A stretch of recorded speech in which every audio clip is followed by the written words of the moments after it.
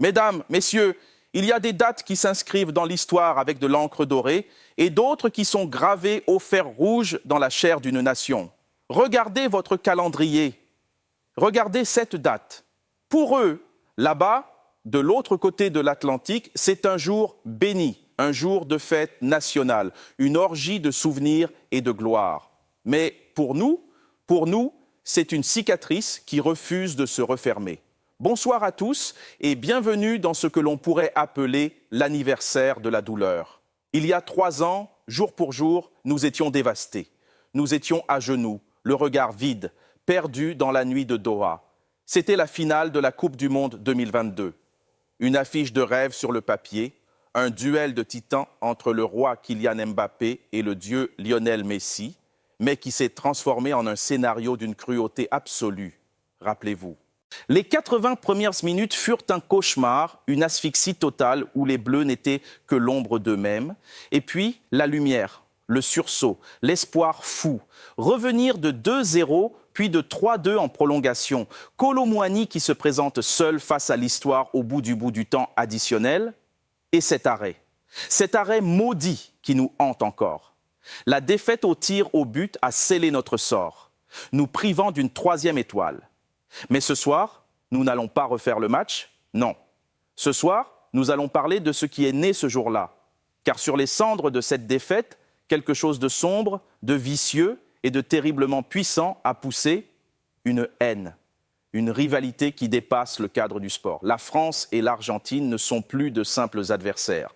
Elles sont devenues, footballistiquement et culturellement, les meilleurs ennemis du monde. Et je vous préviens, comme l'a si bien dit Romain ce soir, dans cette chronique, il va y avoir de la haine. Il va y avoir de la rancœur, accrochez-vous. Pour comprendre la genèse de ce poison, il faut rembobiner la cassette. Tout ne commence pas en 2022. La première étincelle, celle qui a mis le feu aux poudres, date de 2018. À l'époque, c'est la France qui rit. C'est ce 8e de finale d'anthologie, ce second poteau Pavard qui tourne en boucle, ce doublé de Mbappé qui dépose la défense argentine comme des plots de chantier. Ce jour-là, la France a humilié l'Albiceleste. Ce jour-là, nous sommes devenus leur obsession. Mais l'Argentine n'oublie jamais. C'est un peuple qui cultive la mémoire et la rancune comme personne. Avant la finale de 2022, les médias argentins, comme Taike Sports, avaient déjà lancé les hostilités. Ils parlaient de revanche, de bourreaux. Ils comptaient les 7 survivants argentins de 2018 qui avaient juré de faire payer les Français. L'ambiance était déjà électrique, chargée de soufre. Et puis, il y a eu les mots maladroits, peut-être arrogants, d'un certain Kylian Mbappé en mai 2022. Souvenez-vous de cette phrase qui a traversé l'océan pour devenir une déclaration de guerre. En Amérique du Sud, le football n'est pas aussi avancé qu'en Europe. C'est pour ça que les dernières Coupes du Monde, ce sont toujours les Européens qui gagnent. Aïe. Pour nous, c'était une analyse technique. Pour eux, c'était une insulte suprême, une attaque contre leur histoire, leur fierté, leur identité. Ils ont pris cette phrase, l'ont imprimée, l'ont affichée dans le vestiaire. Nous avons, sans le vouloir, chauffé la machine à broyer Argentine. Le match, vous le connaissez. Mais c'est l'après-match qui a fait basculer cette rivalité dans l'horreur. C'est là que le visage de l'ennemi s'est cristallisé autour d'un homme. Un seul homme, Emiliano Martinez, Dibou. Ce gardien est devenu, en l'espace de quelques heures, l'ennemi public numéro 1 en France. Et comment pourrait-il en être autrement?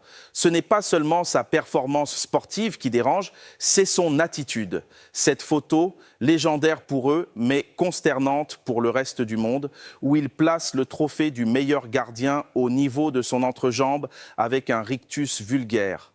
Ce moment de minute de silence demandé pour Mbappé dans le vestiaire. Cette poupée à l'effigie de Kylian qu'il a tenue lors de la parade à Buenos Aires. Martinez a incarné tout ce que l'on peut détester dans la victoire. Le manque de classe, la provocation, l'irrespect. Même lors de la cérémonie du Ballon d'Or 2023 à Paris, les sifflets qui ont accompagné son arrivée étaient la preuve que la France n'a rien oublié, rien pardonné. Mais si ce n'était que du chambreur, que du folklore de mauvais goût, on pourrait passer outre. Le problème, le véritable cancer de cette rivalité, c'est ce qui s'est passé dans les tribunes et sur les réseaux sociaux. C'est là que le dossier devient noir. S'il y avait une Coupe du monde du dérapage, l'Argentine l'aurait gagnée haut la main. Nous avons vu des images insoutenables. Un cercueil en carton brûlé avec la photo de Mbappé, des scènes de liesse morbide.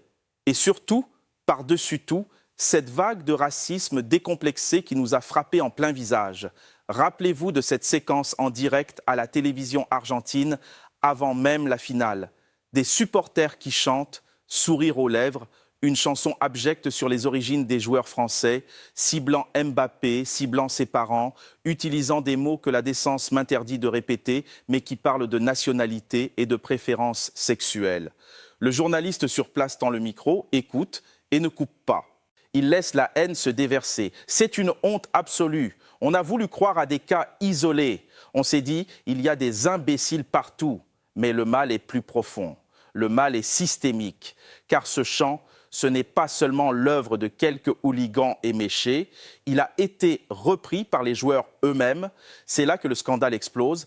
Enzo Fernandez, milieu de terrain de Chelsea, star mondiale, se filme en direct dans le bus impérial après la victoire en Copa América.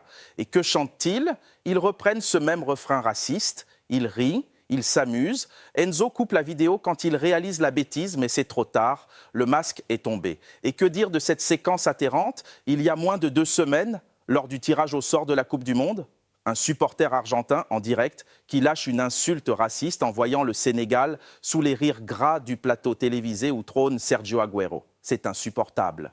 Nous avons cherché à comprendre. Nous avons contacté Ezequiel Fernandez-Moures, un journaliste argentin respecté, pour lui demander « Est-ce qu'il y a du racisme envers les Français ?» Sa réponse est glaçante de lucidité sur sa propre société. Il nous explique que là-bas, l'insulte est libre, impunie, qu'insulter l'autre sur sa race ou son orientation sexuelle est considéré comme du folklore, comme une simple moquerie. Leur argument ? Je peux t'insulter de manière raciste, mais je ne suis pas raciste. C'est une gymnastique intellectuelle que nous, ici, nous ne pouvons pas accepter. Comme l'a dit Olivier Royer sur le plateau, avec une émotion palpable, on ne peut pas se cacher derrière le mot folklore pour justifier l'injustifiable. Ce n'est pas du folklore, c'est de la haine pure, c'est du poison. Cette toxicité a contaminé tous les terrains, toutes les disciplines. Souvenez-vous des Jeux Olympiques de Paris 2024. Le quart de finale France-Argentine en football, une boucherie. Une victoire 1-0 des Bleus dans une ambiance de guerre civile, finissant en bagarre générale. Mais ce n'était pas que le foot. Le public français, blessé, a sifflé les Argentins partout. Au rugby à 7, au volley, au handball. Le New York Times a même titré là-dessus « Pourquoi les Français haïssent-ils les Argentins avec autant de passion ?» La réponse est simple, parce qu'on nous a attaqués. Un joueur de rugby argentin, Marcos Moneta, s'interrogeait naïvement. « Je ne sais pas s'ils sont vexés à cause de Messi ou parce qu'ils ont peur de nous. » Non, Marcos, ce n'est pas de la peur. C'est du dégoût face à ce que votre maillot représente aujourd'hui en termes de comportement. Nous en sommes là, nous qui avions une rivalité historique avec l'Allemagne pour Séville 82 ou avec l'Italie pour 2006, nous avons trouvé notre nouveau Némésie. Et croyez-moi, l'Argentine nous le rend bien. Pour eux, c'est officiel, le Brésil reste le rival éternel, l'Angleterre le rival politique à cause des Malouines, mais la France est le rival le plus intense du moment. Le média Olé l'a écrit noir sur blanc. Il n'y a eu que 13 confrontations dans l'histoire, ce qui est peu, avec un bilan largement en leur faveur. Mais l'intensité émotionnelle de ces dernières années vaut 100 matchs amicaux. Alors, que nous reste-t-il? Il nous reste l'avenir, il nous reste l'espoir d'une vendetta sportive. La Coupe du Monde 2026 approche, le tableau est clair. Si la France et l'Argentine finissent premières de leur groupe, elles ne pourront se croiser qu'en finale, à New York, le 19 juillet. Imaginez le scénario. Imaginez la tension, une finale pour régler les comptes, une finale pour laver l'affront. Olivier Rouillet, Jérôme Alonso, tout le plateau le clame haut et fort. On veut cette finale, on veut les retrouver, on veut voir Mbappé regarder Martinez dans les yeux une dernière fois. Mais en attendant ce jour béni, nous devons subir. Subir les anniversaires, subir les posts Instagram. Aujourd'hui, 18 décembre, c'est leur Noël. à eux. Emiliano Martinez poste ses photos avec le trophée, Lautaro Martinez embrasse sa coupe, Paredes exulte et Lionel Messi, le capitaine silencieux qui a laissé faire, change sa photo de profil pour rappeler qui est le patron. Di Maria écrit « Qu'est-ce que c'est bon d'être argentin ?» Grand bien leur fasse, qu'ils profitent, qu'ils célèbrent, mais qu'ils sachent une chose, la France n'oublie pas. La France observe. Et la prochaine fois que nos routes se croiseront, ce ne sera plus du football. Ce sera une question d'honneur. La haine est là, elle est palpable, elle est installée. Et peut-être finalement que le football avait besoin de ça. Une rivalité totale, brutale, sans filtre. Rendez-vous en 2026, messieurs les Argentins, nous serons prêts.